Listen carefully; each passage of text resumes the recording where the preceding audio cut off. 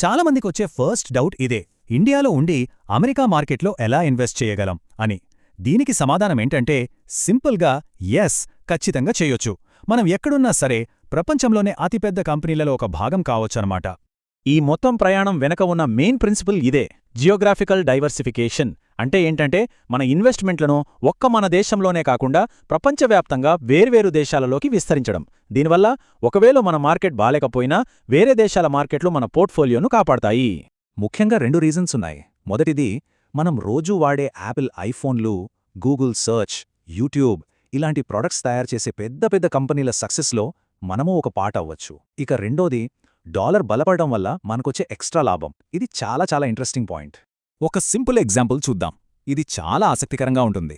అసలు మనం ఇన్వెస్ట్ చేసిన కంపెనీ షేర్ ప్రైస్ ₹1 కూడా పెరగలేదు అనుకుందాం. అయినా సరే కేవలం డాలర్తో రూపాయి మారకం విలువ మారడం వల్లే మన ఇన్వెస్ట్మెంట్ వాల్యూ ఎలా పెరుగుతుందో చూడండి. ఇక్కడేమైంది? స్టాక్ ప్రైస్ కదలలేదు, అయినా సరే జస్ట్ కరెన్సీ మారడం వల్ల ₹500 లాభం వచ్చేసింది. బేసిక్గా మన ముందు 2 దారులుంటాయి. ఒకటి సులభమైన దారి, అంటే మ్యూచువల్ ఫండ్స్ ద్వారా వెళ్లడం. ఇక్కడ మన డబ్బును ప్రొఫెషనల్స్ చూసుకుంటారు. రెండోది డైరెక్ట్ దారి, అంటే మనకు నచ్చిన కంపెనీ షేర్లను మనమే డైరెక్ట్గా కొనుక్కోవడం. దీనికి కొంచెం రీసెర్చ్ ఎక్కువ అవసరమవుతుంది.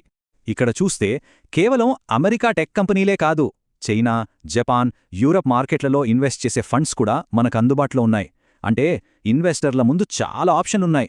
డైరెక్ట్ స్టాక్స్, ఇక్కడ కంట్రోల్ మొత్తం మన చేతుల్లోనే ఉంటుంది. ఐఎండి మనీ, వెస్టెడ్ లాంటి కొన్ని స్పెషల్ యాప్స్ ఉంటాయి. వాటిని ఉపయోగించి మనకిష్టమైన యాపిల్, టెస్లా లేదా ఇంకేదైనా కంపెనీ షేర్లని మనమే డైరెక్ట్గా కొనుక్కోవచ్చు. ఇది చాలా ఇంపార్టెంట్ రూల్. మన reserve bank of India rules ప్రకారం ఒక ఇండియన్ ఒక ఫైనాన్షియల్ ఇయర్లో మ్యాక్సిమం $2.5 లక్షల మాత్రమే విదేశాలకు పంపగలడు.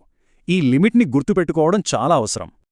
ఇక ట్యాక్స్ విషయానికొస్తే ఈ ఫారెన్ ఫండ్స్ మీదొచ్చే లాభాలకు మన దేశంలో డెట్ ఫండ్స్కి ఉన్న రూల్సే వర్తిస్తాయి. సింపుల్గా చెప్పాలంటే 3 ఏళ్లలోపు అమ్మితే వచ్చిన లాభం మీ ఇన్కమ్ ట్యాక్స్ స్లాబ్ ప్రకారం ఉంటుంది. అదే 3 ఏళ్ల తర్వాత అమ్మితే ఇండెక్సేషన్ బెనిఫిట్తో పాటు 20% పన్ను కట్టాలి. మనం స్టార్టింగ్లో అనుకున్నట్టే విదేశాల్లో ఇన్వెస్ట్ చేయడం అనేది నిజంగా ఒక ఇంట్రెస్టింగ్ జర్నీ. ఏ దారిలో వెళ్లాలో చూశాం, ఏ గమ్యస్థానాలున్నాయో చూశాం, పాటించాల్సిన రూల్స్ కూడా అర్థం చేసుకున్నాం.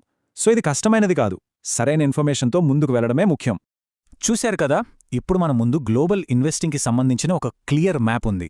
మరి ఈ గ్లోబల్ మ్యాప్లో ఇన్వెస్టర్ల ప్రయాణం ఎక్కడ మొదలవ్వాలి? ఏ దేశం నుంచి? ఏ కంపెనీ నుంచి? ఈ ప్రశ్నతోనే ఆలోచన మొదలవ్వాలి.